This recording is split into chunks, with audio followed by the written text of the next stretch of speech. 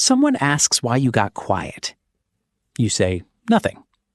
Too fast, too flat. And for half a second, the room changes. Everyone keeps talking, but now they're watching you like you missed a cue in a play nobody gave you the script for. So you reach for your phone. Not because you need to check anything, because silence just got too close. That reflex tells on you. Some people can sit alone for 10 minutes and feel calm. Others start hearing the stuff they were trying to outrun. The unfinished conversation, the weird look someone gave them, the question they keep pushing into tomorrow. And here's the uncomfortable part. The people who can stay in that silence the longest are not always the peaceful ones. Sometimes they're just the ones brave enough to stop performing. So before this ends, you may realize your need for quiet was never the real story. The real story is what happens when nothing is loud enough to protect you from your own mind. You start noticing it everywhere. The subway stops, every head drops. Someone waits 4 seconds for coffee and unlocks their phone twice without reading a single thing. Red lights, elevators, grocery lines. People reach for stimulation before silence even has time to enter the room. That reflex is normal now, and that should bother you a little. Behavioral psychologists would call part of this reward loop conditioning. Tiny hits of novelty calm the discomfort fast enough that the brain starts treating quiet like a leak it needs to patch. But Cacioppo and Petty's work on need for cognition points to something people miss. Some minds do not run from thought. They move toward it. Most places train the opposite. Because silence interrupts the performance. A phone gives your body a job while your mind avoids the thing standing right behind it. And in a culture where being reachable has somehow become proof that you care, that gets dangerous fast. Your boss sends a message at 10:14 p.m. Nobody says, answer now. They just remember that you didn't.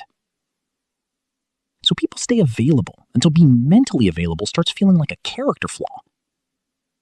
And here's the social lie. Quiet people get judged harder than distracted people.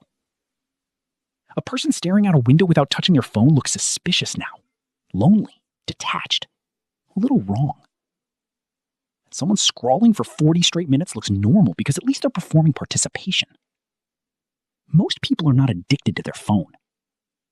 They are addicted to escaping the moment before it becomes self-awareness.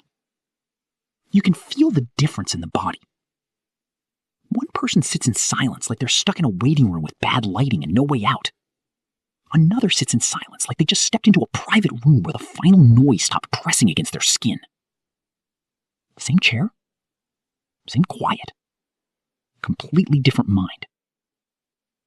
And once the outside noise disappears, something much harder usually walks in. Silence does not hit everyone the same way.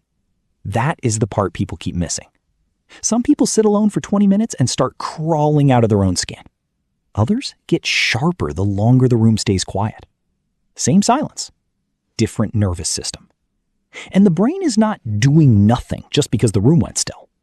Marcus Raichle and Deborah Gusnard helped map what became known as the default mode network, the brain systems tied to memory, self-reflection, emotional reconstruction, and imagined futures. Plain English? When the outside world stops demanding a performance, the mind starts cleaning up what the day left behind. That is why certain thoughts only show up at night. A crowded restaurant keeps you busy. A group chat keeps you reacting.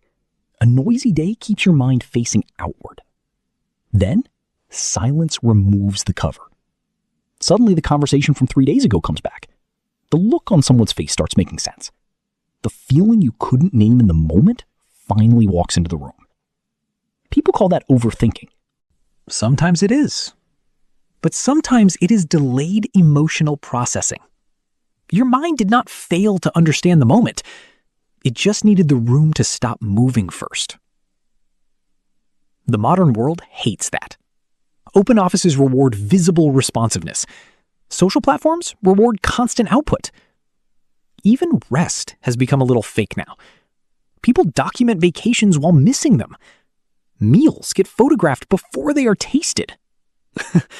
Nothing counts unless it gets publicly confirmed in real time.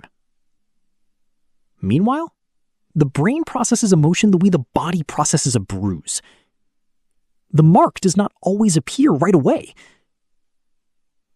That is why hard answers show up while you're driving alone, folding laundry, showering, or staring at the ceiling after midnight.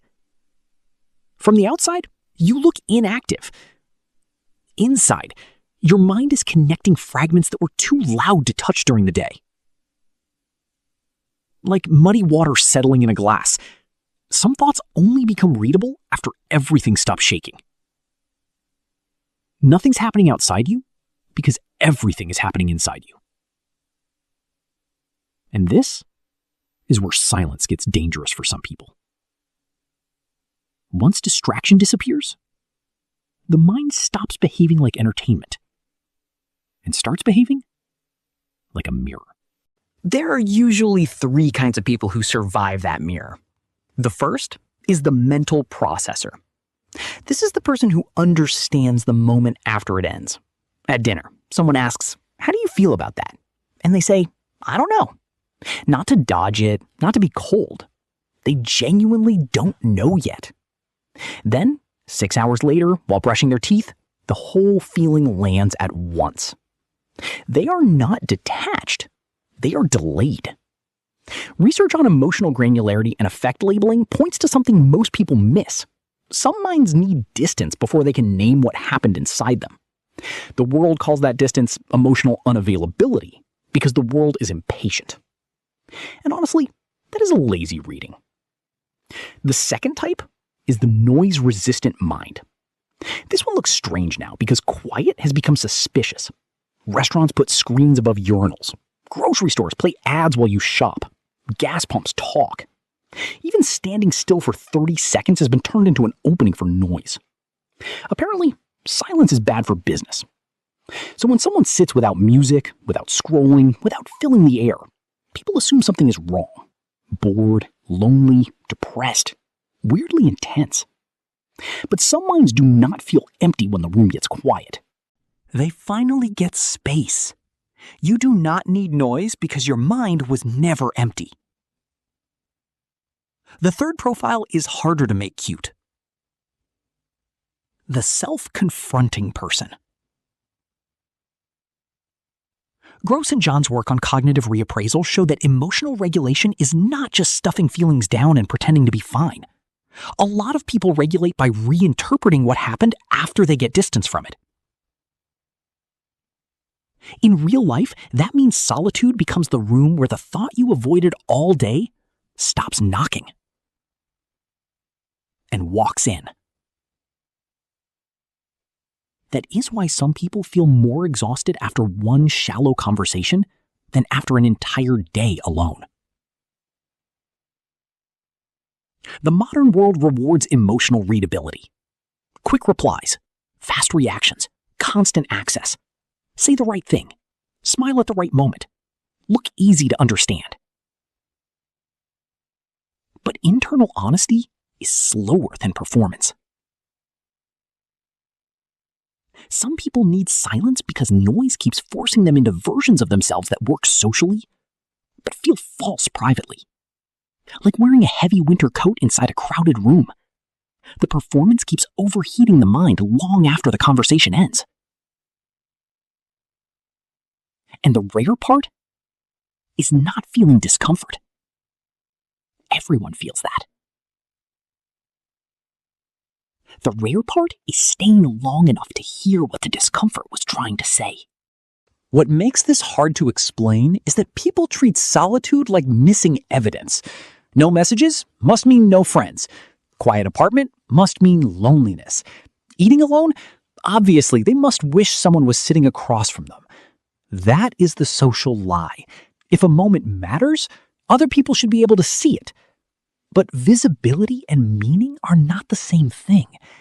Irving Goffman's work on impression management showed how people perform different versions of themselves depending on the social stage around them. Online life took that old pressure and put it on steroids.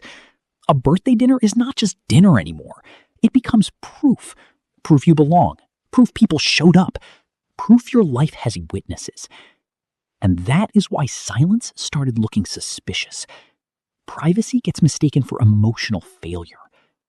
That is why some people feel relief the second they close the front door behind them. Not because they hate people. Because their nervous system finally stops scanning the room. No more monitoring reactions, tone, posture, timing, unread messages, half replies, fake laughs, and the quiet labor of being emotionally available all day. Cognitive load research keeps pointing to the same basic truth. Constant switching and interruption wear the mind down, even when each little interaction seems harmless. A crowded mind can look completely functional from the outside. And this is the part people do not like hearing. A person sitting quietly alone gets called antisocial because they stopped treating permanent access like a virtue. Meanwhile, plenty of socially celebrated people are strangers to themselves with good lighting. That line will annoy someone. Good. Because the irony is real. Some people use noise to stay socially acceptable. Others use solitude to stop lying to themselves. And eventually, silence shows the difference. Some people avoid themselves with stimulation. Others meet themselves in solitude because there is finally no audience to impress. The real test was never whether you could be alone. It was whether you could stay there long enough for your own mind to tell the truth.